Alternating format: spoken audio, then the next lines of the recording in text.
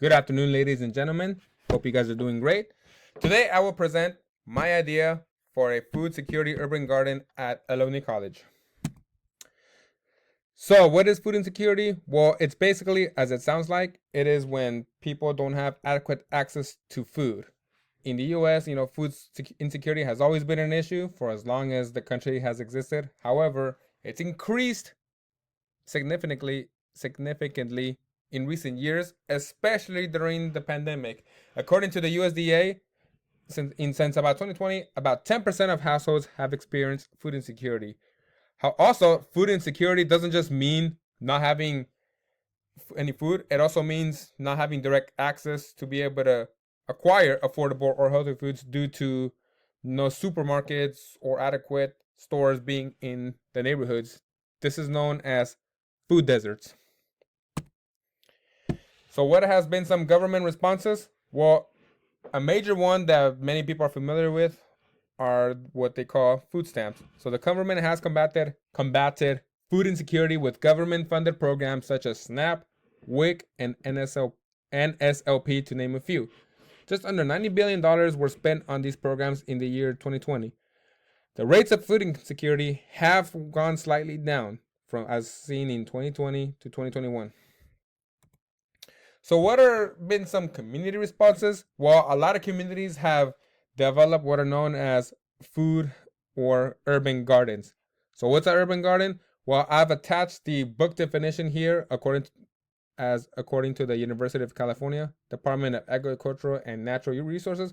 But basically, an urban garden is it's a patch of land used for farming and planting crops for a community, to serve a small community. It is bigger than like a backyard garden, something you would grow in your own backyard or vegetable garden, but smaller than a commercial farm, a commercial based farming. It's to serve a small local community. So what's the benefits of an urban garden? Well, it contributes to community development and education for youth. It also gives community members access to land and nature. Especially if you live somewhere where it's just highly urbanized, like Oakland or San Francisco, just having an urban garden would just be nice. Increased food access to fruits and vegetables, as I mentioned. It also helps with food and healthy literacy. Improved mental and physical health, and it can also generate revenue through farmer markets, which can bring in, the needed revenue to sustain the urban garden. So why should we develop an urban garden at Ohlone? Well, it would provide all the aforementioned benefits.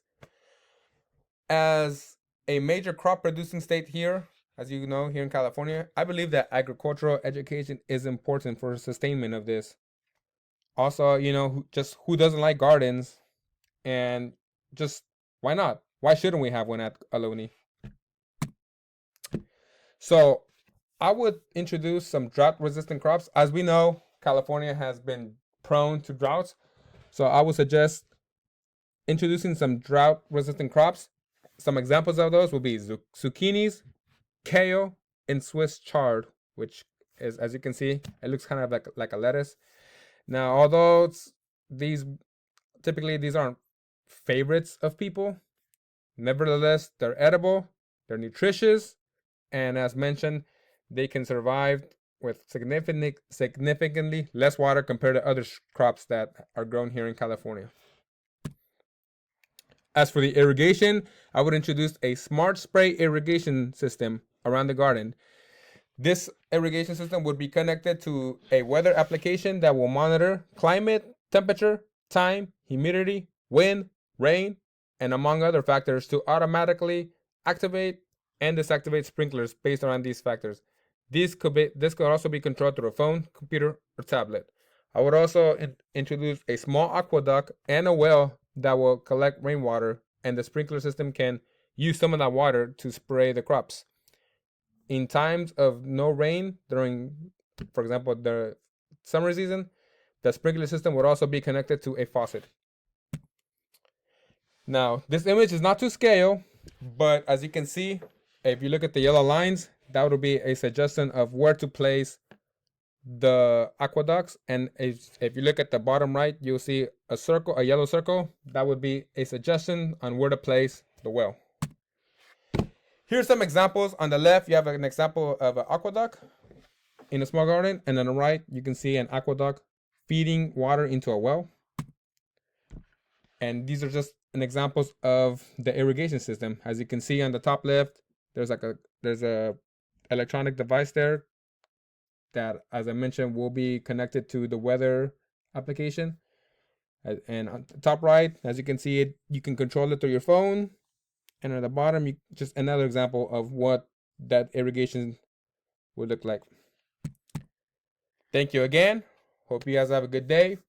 Any suggestions, feel free to reach out to me. And thank you very much.